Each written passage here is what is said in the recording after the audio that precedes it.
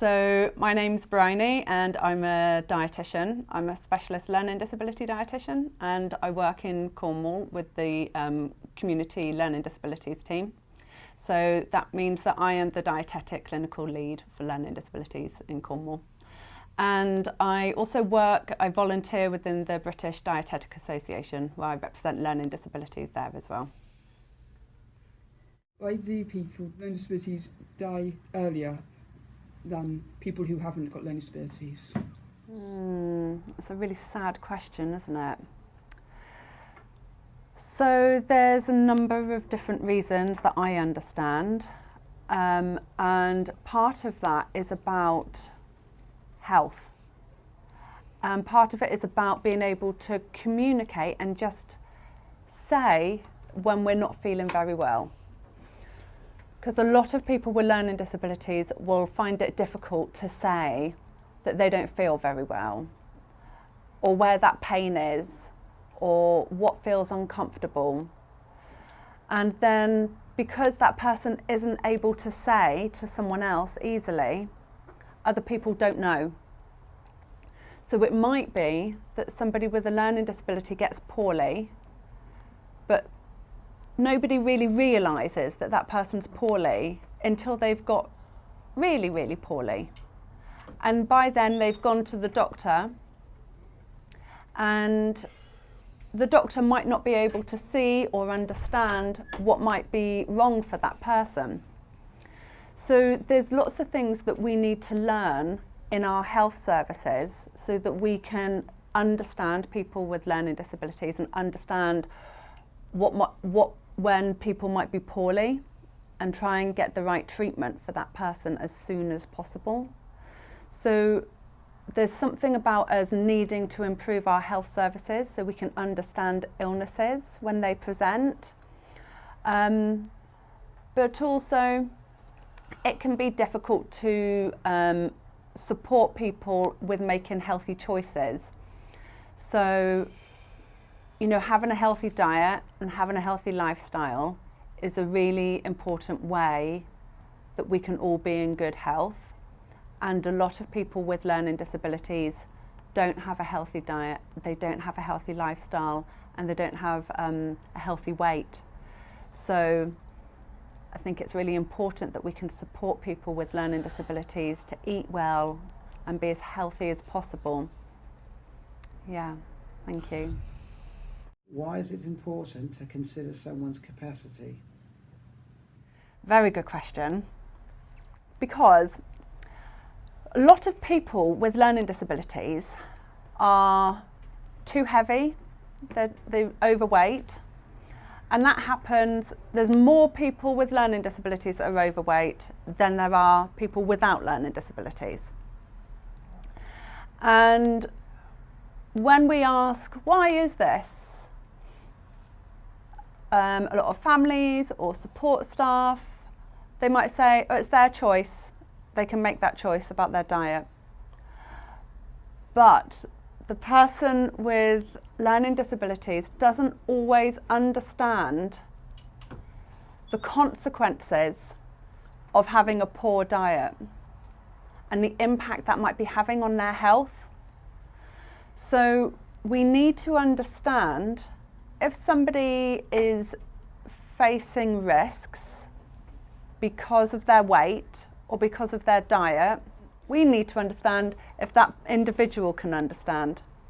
And if they can understand and they do have capacity, then we can work with that person and use more education and training.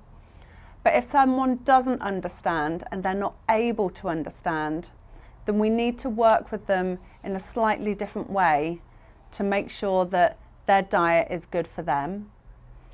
What is a healthy weight and what does a healthy lifestyle mean? Thank you. So what is a healthy weight? So we tend to use BMI to work out what is a healthy weight for someone. So that means you're going to have a different weight for each person. Every different person has got an individual healthy weight for them. But some people with learning disabilities, they might have strong physical disabilities, and that might mean that a healthy weight for them is different to a healthy BMI. So that is quite a complicated answer, isn't it? Yes. So for somebody that's got a kind of typical body, so their weight will be the same for somebody with a learning disability to somebody without a learning disability. The ideal weight is still the same. Yeah. But if someone has a lot of physical complexities, if somebody is in a wheelchair all the time, if somebody hasn't been able to grow ever so well, then an ideal weight for them might be different. Generally speaking, we say that a healthy weight is when someone has a BMI between 20 and 25. So that was the first part of your question. Second part of your question was about what does a healthy lifestyle mean? And the government has recommendations about healthy lifestyles, and the government guidance says that we need to be exercising for 150 minutes a week, and that works out to be about 20 minutes a day. So if we can exercise or be active for 20 minutes a day, then that's a really good thing. Healthy lifestyle also means eating the right balance of foods, and there is the Eat Well guide, and that tells us what a balanced diet is. So that's exercise, diet, and then smoking. So smoking is not good for us, and if we smoke, that means that we are not having a healthy lifestyle. And alcohol. So the government recommends that we don't drink any more than 14 units of alcohol a week. So that just means having one small drink every now and again, not drinking every day. So they are the four main components, but also we need to make sure that we sleep well as well. So healthy diet, physical activity, not smoking, not drinking too much alcohol, and getting good sleep. Thank you. And what is BMI? This is a really difficult question to answer. BMI stands for Body Mass Index, and it is a calculation. So what we do is we get someone's weight in kilograms. So we don't use stone to do the calculation, we use kilograms. And we look at height in meters, and then we do a calculation with someone's height and with their weight, and it tells us what someone's BMI is. So that calculation is weight divided by height squared. So a bit of a tricky one. It might be easier for me to actually demonstrate. I mean, there's not a board I can write on, is there? So I have to do it with my calculator. And the calculation is when we have weight in kilograms, and then we divide it by height squared. This is turning into be more of a maths lesson than I thought. But height squared is when you get height in meters, and then we times that by height in meters again. So, for example, if somebody weighs 50 kilograms and they are 1.5 meters tall, then first of all I have to do height times height. So 1.5 times 1.5. Let me get my calculator.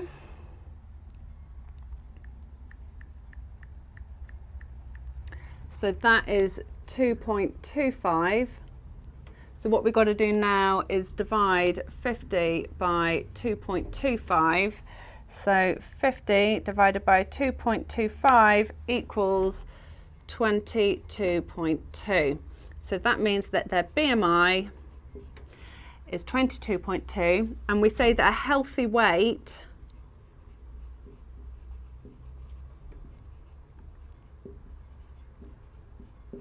is when someone has a BMI between 20 and 25. And this person has got a BMI of 22, so right in the middle. And that is BMI, but it's quite complicated. And the age as well, isn't it? Age. Not age does relate to it, yeah. And what we say is generally a BMI of 20 to 25 is a healthy BMI, but as we get older and we get more, there's more chance that we can get poorly as we get older. So then we need maybe a little bit more weight. So for someone that's older, you might have a BMI of 22 to 27, and that might be healthy for them. Okay. Why is it important to have a healthy diet? So there's been lots of research to tell us what healthy food is. And if we eat healthy food, it means that we are less likely to get poorly. So that really means we are less likely to get things like diabetes. We are less likely to have a heart attack. We are less likely to get some types of cancer. So if we eat healthy food and we are able to be a healthy weight, we are more likely to be in good health and we are more likely to live longer. So if we don't eat a good diet, we are more likely to get poorly and we are more likely to die earlier. How can we make healthy food more appealing? That's a good question. Because different people like different types of foods. And it's quite easy to like foods with lots of sugar in, and it's quite easy to like foods with lots of fat in because they can be pretty tasty. How can we make healthy foods more appealing? And I think sometimes it can take us a little while to get used to a new food. But my advice would be to take small steps and introduce a healthy food. For example, introducing a portion of fruit or vegetables with every meal. So if, for example, someone has a bowl of cereal for breakfast or a piece of toast or 2 pieces of toast for breakfast now, is there a way that we can add a portion of fruit to that to make it more healthy? But other ways of making healthy food appealing, I think, is maybe thinking about the smell of food and like the fresh smell that it has. Maybe looking at the range of different colours that we can get from healthy food. Yeah, maybe trying different ways of preparing or cooking the food. Maybe trying new recipes. So, yeah, I think there's different ways that we can try and build a different relationship and kind of get to know different types of food. And it could be quite scary, I think, when we're used to having the same food every day to then start having another kind of food. But just taking little steps with that to make sure that we are trying to have a really broad range of foods and having lots of different types of foods. Thank you. Have you any tips to incorporate fruit and vegetables into your diet? Well, what I would say is every time we have a meal, so when we have breakfast and when we have lunch and when we have our evening meal, to make sure that we are adding 1 or even 2 portions of fruit and vegetables into that meal. So like I said a moment ago, if someone is having breakfast cereal for breakfast, what would be a good fruit to add to that? Any fruit. Any fruit. What fruit do you like? Oranges. Yeah, so that would be, if they're the fruit that you like, that would be a nice one to put on the side and maybe have that after your breakfast. I have toast. and marmalade. And how would it be to have an orange after your toast and marmalade? It's in the marmalade, isn't it? Doesn't count. So when we say, how many portions of fruit and vegetables do we need a day? 5 a day. 5 a day. And how big is one portion of fruit? Hey, handful, yeah. Yeah. So how many handfuls of oranges are there on your marmalade and toast? Don't know. Finger. Yes. Yeah, maybe that much of a finger. So Yeah, but marmalade is made of oranges, isn't it? it is made of oranges, but there's not enough orange in it for it to be one portion of your fruit and veg a day. Which means in order to have a portion of fruit with your breakfast, after the marmalade on toast, eat it all up, yummy, yummy, have your cup of tea or coffee, and then Have an orange. have an orange. So you're just Okay. adding that portion of fruit in. And there's lots and lots of research to say the more portions of fruit and vegetables that we eat, the more likelihood that we will be in good health. And there's less chance that we are going to get poorly now and in the future. It makes me think about orange juice, because a lot of people ask about orange juice or apple juice, and one portion of orange juice or apple juice or any juice is just a small one, 150 mils. And if you have 150 mils, then it's good. But if you have more, if you have a big glass, it's not good. It's bad because it's got too much sugar in then. And destroys teeth. Not good for your teeth. Yeah. What is the best time to eat during the day?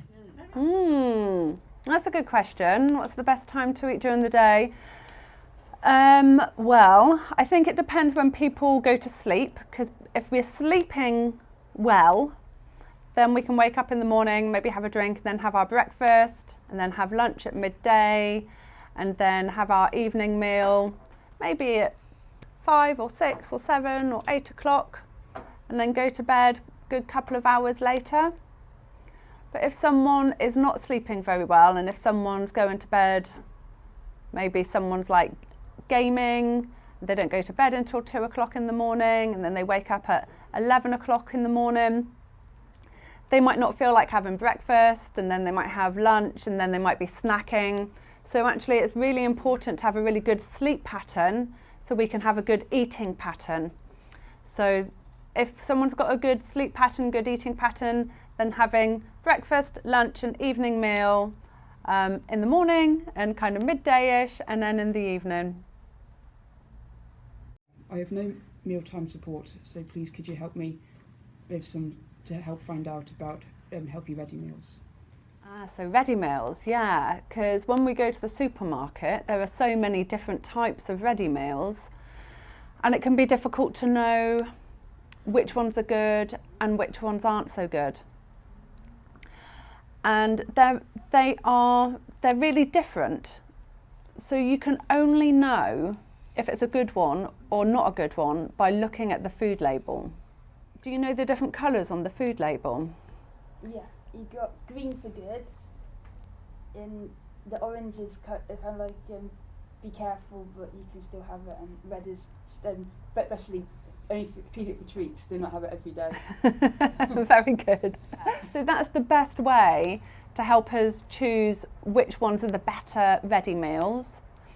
But also think about portion size, because some of them are just for one person and some of them are for 2 people or even 4 people.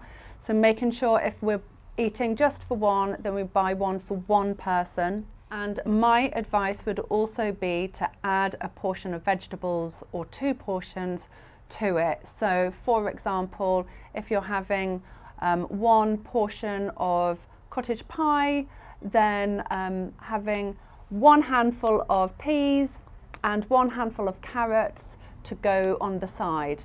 That way we're making sure we're getting our 5 portions of fruit and vegetables in, and we've got a good portion and a good healthy choice of ready meal. Thank you. Thank you. How much water do we need to drink a day? Very good question. So we should drink between 6 and 8 drinks a day, but If you are a very big person, you will need to drink more water. Why? If you are a very small person, you will need to drink less water. Why? The answer to that is another calculation, because small people need less and big people need more. It's a bit like a swimming pool. If it's a big swimming pool, it needs more water. Yeah. If it's a little swimming pool, it needs less water. What services are available to family carers and me to lead a healthy lifestyle?